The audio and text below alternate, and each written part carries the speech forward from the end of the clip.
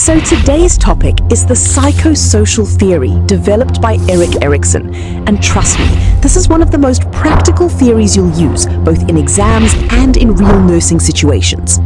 Welcome back to AfroNurse Academy. In our last lesson, we explored personality theories, focusing on the psychoanalytic theory developed by Sigmund Freud, where we looked at how unconscious forces and early childhood experiences shape behavior.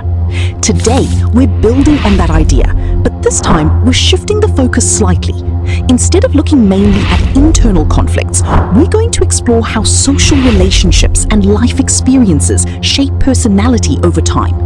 So let's walk through what this lesson will feel like so you can follow along without getting overwhelmed. We're going to start by understanding what Erikson meant by psychosocial development.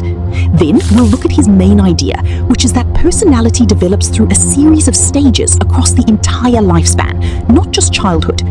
After that, we'll go through each stage one by one, but in a way that actually makes sense, not just something you memorize and forget. And as we go, I'll keep connecting it to real-life nursing situations so you can see exactly why this matters. Now remember, in our last lesson with Freud, the focus was mainly on early childhood. Erikson expands that idea and says development continues throughout life. Here at AfroNurse Academy, this is where things start becoming very relevant to patient care. All right, let's simplify this. When Erikson talks about psychosocial development, he's combining two things. Psycho refers to the mind, thoughts, emotions, and internal processes. Social refers to relationships, interactions with others, and society. So psychosocial development is simply how a person's personality develops through the interaction between their mind and their social environment. Now here's the key idea. At every stage of life, a person faces a challenge or a conflict. How they handle that challenge affects their personality moving forward. And this is very important in nursing because patients at different ages are dealing with different psychological struggles. If this is making sense already, don't forget to like the video. It helps AfroNurse Academy reach more students like you. Now, Erikson believed that development happens in 8 stages, from infancy all the way to old age. And at each stage, there is a central conflict. Think of it like a question the person is trying to answer. If the conflict is handled well, the person develops a positive quality. If not, it can lead to difficulties later in life. Now, don't worry, we're going to go through each stage slowly, and I'll explain it in a way you can actually remember. Let's start with the first stage. This happens from birth to about 1 year. At this stage, the child is completely dependent on caregivers. So the main question is, can I trust the world around me? If caregivers provide consistent care, feeding, warmth, comfort, the child develops trust. But if care is inconsistent or neglectful, the child develops mistrust. Let's think about this in a healthcare setting. This is for educational purposes only. A baby admitted to a neonatal unit who receives consistent, gentle care is more likely to feel secure, even at that early stage. But if care is irregular, it may affect how that child responds to stress later in life. Now we move to early childhood, around 1 to 3 years. At this stage, children start trying to do things on their own. They want to walk, feed themselves, explore. So the question becomes, can I do things by myself? If they are encouraged, they develop autonomy, meaning independence. But if they are constantly criticized or restricted, they may develop shame and doubt. Have you ever seen a child being shouted at for trying to feed themselves and making a mess? Over time, that child may become less confident. Next is around 3 to 6 years.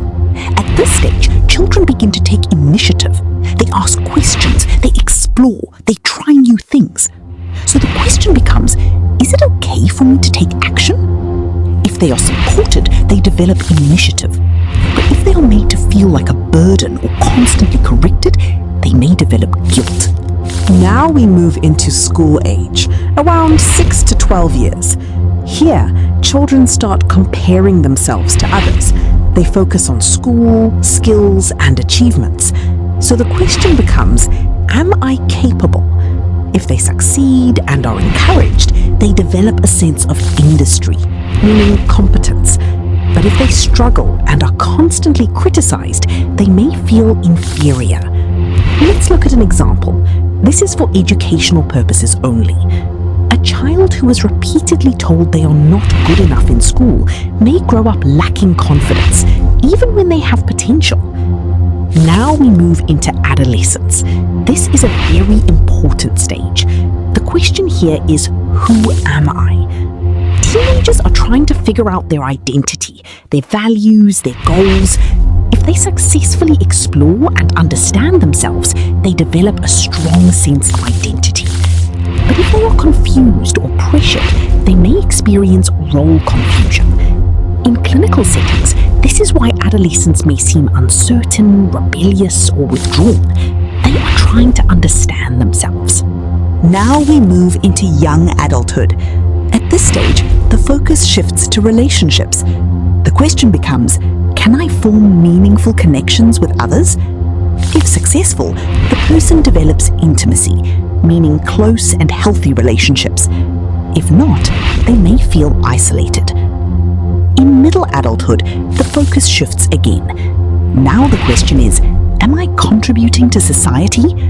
This could be through work, family, mentoring others. If a person feels productive and useful, they develop a sense of generativity. But if they feel stuck or unproductive, they may experience stagnation. Finally, in older adulthood, people reflect on their lives. The question becomes, did I live a meaningful life? If they feel satisfied, they develop integrity. But if they have regrets, they may experience despair. Let's look at a case. This is for educational purposes only. An elderly patient who feels they achieved their goals may be more at peace, while another who feels they missed opportunities may show signs of sadness or regret. Now let's bring everything together. Why does this matter to you as a nurse? Because understanding these stages helps you provide age-appropriate care. A child needs encouragement. An adolescent needs understanding. An adult may need support in relationships. An elderly patient may need emotional reassurance. Instead of treating all patients the same, you begin to see what stage they are in and what they might be struggling with. Here at AfroNurse Academy, this is how you move from just knowing theory to actually applying it in practice. If this is helping you, don't forget to subscribe and be part of the AfroNurse Academy family. So today, we've explored how personality develops across the lifespan through social interactions and life experiences. This content is for educational purposes only and does not replace professional medical training. In our next video, we'll be covering cognitive development, focusing on the theory developed by Jean Piaget, where we'll look at how thinking and reasoning develop over time. If you found this helpful, like the video, subscribe to AfroNurse Academy, and share it with your classmates. You're making real progress. Keep going.